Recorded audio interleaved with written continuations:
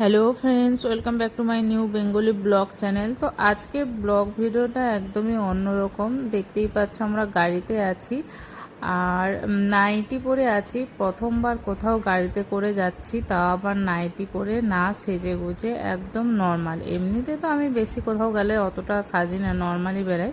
তাও আজকে দেখো একদম বাড়িতে যেরকম থাকি ওইভাবেই বেরোচ্ছি। তো কোথায় যাচ্ছি তোমরা সবই আস্তে আস্তে বুঝতে পারবে। তো আমি তোমাদের দিকে বলেও দেবো। তার আগে বলি শোনো, দেখো আজকের ওয়েদারটা খুবই সুন্দর। মানে বাড়ি থেকে যখন বেরোচ্ছিলাম তখন একটু রোদ ছিল, তবে বাড়ি থেকে বেরোনোর 5 মিনিট পর থেকেই দেখলাম হঠাৎ করে আকাশটা অন্ধকার হয়ে গেল আর বৃষ্টি শুরু হয়ে গেল। আর ওয়েদারটা এত সুন্দর কি বলবো, মানে যাওয়ার সময় যে ওয়েদার দেখতে পাচ্ছ, আসার সময় আরও সুন্দর ওয়েদার। মানে একদম মানে দুপুরবেলা যখন আমি 3টের সময় ব্যাক করি, 3:30 সময় একদম অন্ধকার হয়ে গেছে। তো এই দেখো, এটা হচ্ছে আমরা যাচ্ছি বলতে আজকে আমরা যাচ্ছি বাবুরঘাটে। তো আমার জেঠু সম্পর্কে, তো উনি মারা গেছেন। তো আমরা তো দেশের বাড়িতে যেতে পারিনি আর কি, কোনো একটা আমাদের পার্সোনাল কিছু প্রবলেম আছে, কাজ আছে, তো সেই জন্য তো আমরা এইখানেই কলকাতাতেই আমরা এখানে গঙ্গার পাড়ে নখ কেটে, নাপিত বলা আছে, ওখানে নখ কেটে ওখানে গঙ্গার জলে নিজেদের দিকে শুদ্ধি করব আর কি।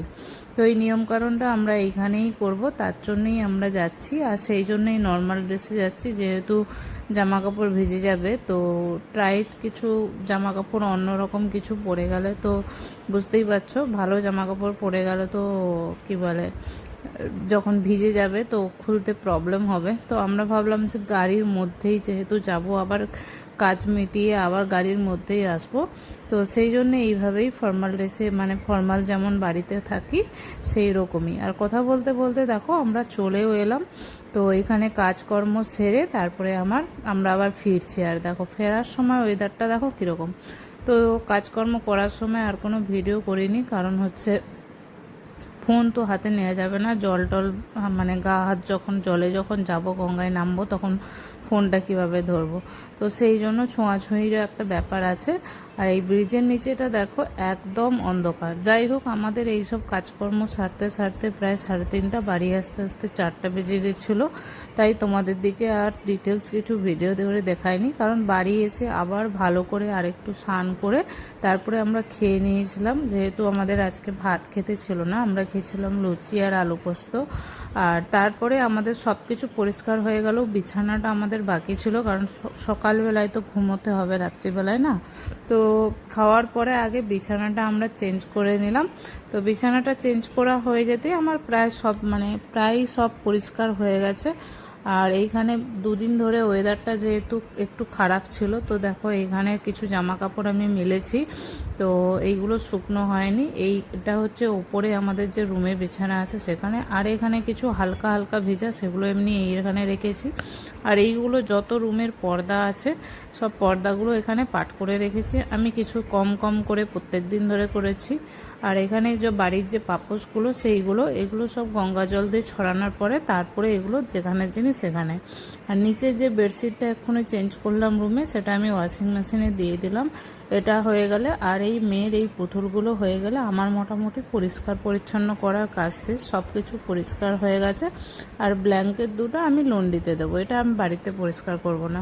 তো তারপরে দেওয়ার পরে আমি একটু শুয়ে গেছিলাম। ঘুম থেকে উঠতে সন্ধ্যা হয়ে গেছে। সন্ধ্যাবেলায় উঠে ওয়াশিং মেশিনের ভেতরে যে জামা কাপড়গুলো দিয়েছিলাম ওইগুলো আগে মিলে নিচ্ছি, কারণ ওইগুলো অনেক টাইম, 1 ঘন্টা টাইম দিয়েছিল। আর আমরা শুয়েছিলাম প্রায় 2-3 ঘন্টার মতো। তো মেশিনে দিলেই মোটামুটি 90% শুকনো হয়ে যায়। যেহেতু এখন বর্ষাকাল নয়, গরম একদম, তো গরম হাওয়াটা লাগলেই এমনিই শুকনো হয়ে যায়। সেই জন্য আমি এখন মেশিনে ডাইরেক্ট শুকনো করি না।